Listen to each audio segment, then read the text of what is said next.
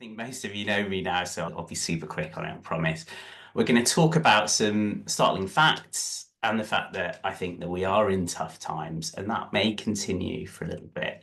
We're going to cover why we start a business. We're going to cover some really basic concepts. So apologies to those who think it might be, oh, I already know that. I'll be quick, but I think it's important to cover those and then to give you guys some key takeaways, a couple of, even if you walk away with 1 or 2 points from this, hopefully it'll be really important and valuable to you and continue to run your businesses. Yeah, so we're going to cover profit, cash flows, and we've got hopefully time for a Q&A as well.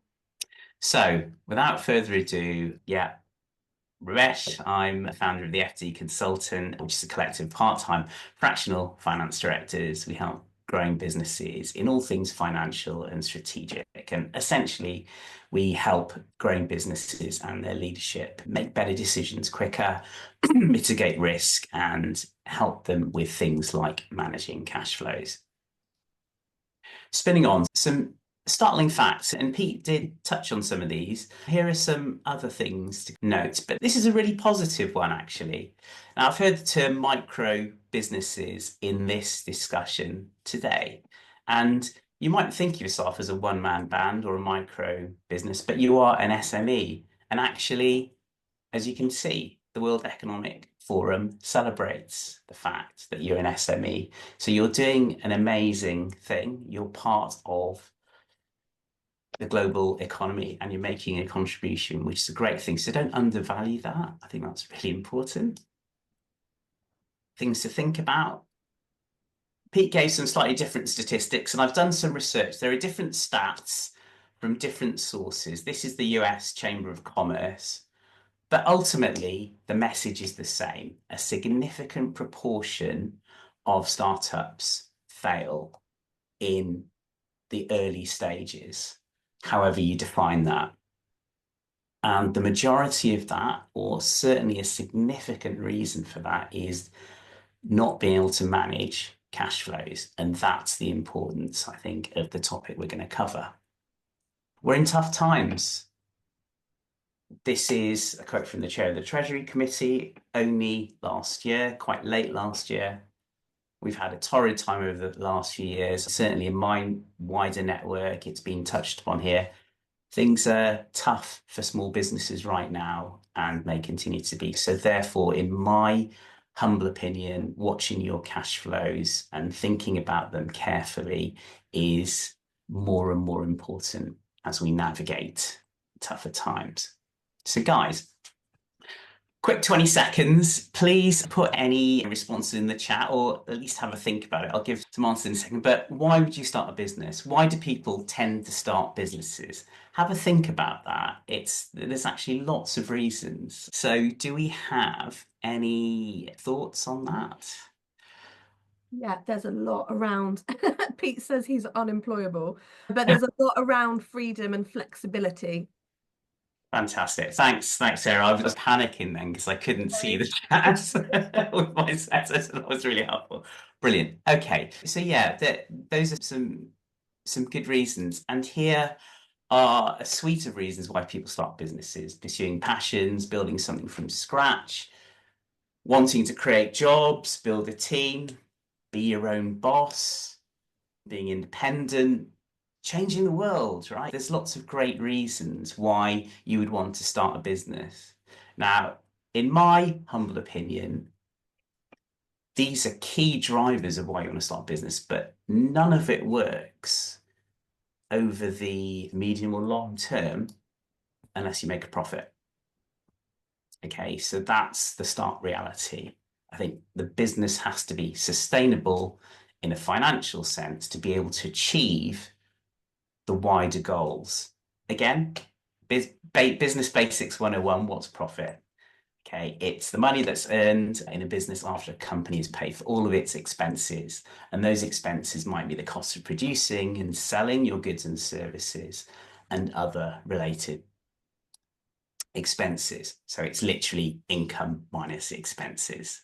Very simple example. And this example, just trying to make it very accessible to everyone. It's you're selling a pencil, okay? You sell a pencil for £1. In this example, it costs 50p to make that pencil. You pay a shop worker who's selling that pencil for you 20p. Keep it really basic. You might pay for other expenses that are incidental, like light and heating for your shop, the rent for your shop, 10p. And then in the red, you can see a remainder there. So, you've got your pound. When you take all those other costs away, you've got a remainder of 15p, and that's your profit. Okay, so that's essentially what profit is. And how do we increase it? Now, one of the obvious ways to increase profits is to make more sales, volume. And that is something that we should all be working on. And there are lots of other people in the room who can better give you a steer on how to do that. What we're going to talk about is things you can do from a financial perspective. So there are two ways really to increase your profits on a unit basis in terms of, for example, if you sell a particular product, you can either reduce its cost to increase your profits, or you can increase the price outside of the increase in volumes I just talked about. So when you're looking at reducing costs, some examples here, a very high level again, rent, light and heat. Look at the pencil maker, going back to my very simple example, negotiate, speak to other suppliers, shop around. In terms of the shop worker, can you do some of that work yourself? Depending on how big you are, you can ask a friend to help. Increase the price, look at the market and have confidence in your pricing. I think one of the lessons I learned when I set my business up was to believe in the value that we offered. And I found sometimes that actually it's a strength to reinforce your pricing, and actually it's a signal to someone that you're offering potentially a higher quality service. So that's something to think about. Okay. So cash flows. One of the main messages I wanted to give, and the reason I talked about profit, which we all really know about, is I wanted to explain the difference between profits and cash flow. Now, they are different. Cash flow is the net amount of cash being transferred in and out of a company. Now, some businesses, the profit is the same as the cash flow or very similar, but in most businesses, it's different. And what's the key difference? And this is, I think, one of the key learnings I would hope that all business owners will take away from this. And that difference is timings. That keyword in red, it's timings. So I'm going to give you a pictorial example now in the slides of that pencil example again. Now, if you remember, there was a 15p profit once you'd sold that pencil for £1. Great, excellent. The reality can be different. And this hopefully shows you, we'll go through this, why timings are so important.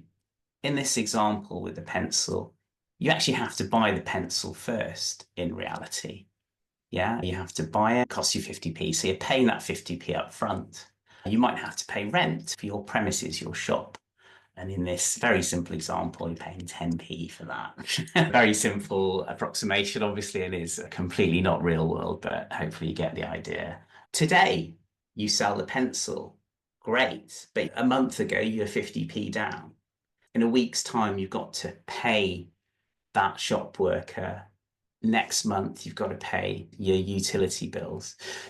So guys, this is, and again, this is very simple, but I'm trying to illustrate, and you can make this more and more complex based on your business and the challenges that you have, the real world kind of situations that you're facing. But this is the concept to think about. So when you're thinking about your business and your cash flows, think about timings. When are you making your sales? Of course, that's important. But when is that cash coming in from those sales? Is it on day one, or is it on day three, or is it weeks hence? And the same goes for your expenses. If you extrapolate this to the complexity of what you're doing now, hopefully that will be of use. Now, some obvious things here.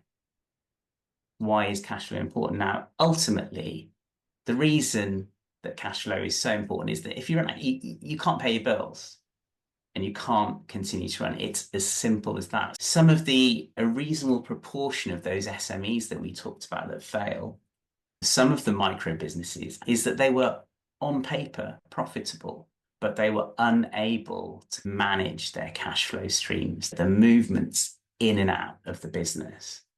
So that is the takeaway I really want you to think about and digest. So, how do you control your cash flows? Plan ahead, as you can see there, and work out when you're going to receive money, when you're going to spend money. If you have a business that is struggling with cash flow, and I've been there, I've been finance director of businesses which literally might run out of cash in a couple of months' time. The way to help manage that kind of process is perhaps even do it on a weekly basis.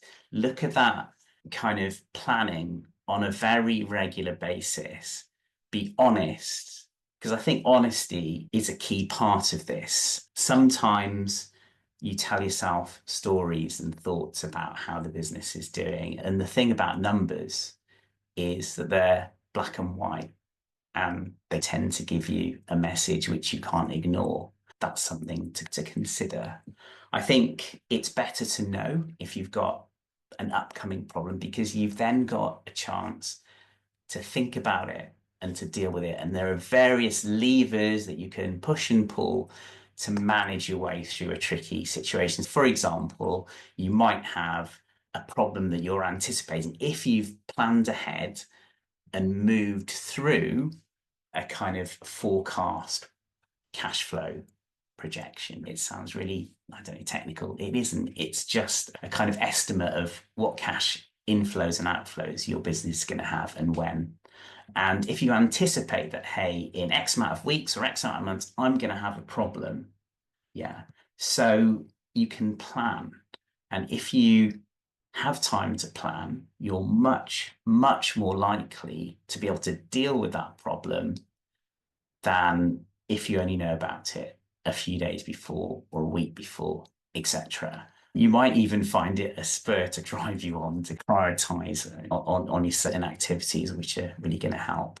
We're going to talk about in the last bit some ideas for how you can practically push and pull those levers, but I wanted you to, again, digest this, plan ahead, control, and there are many words for it. It's cash flow management, it's cash flow forecasting, it's cash flow budgeting.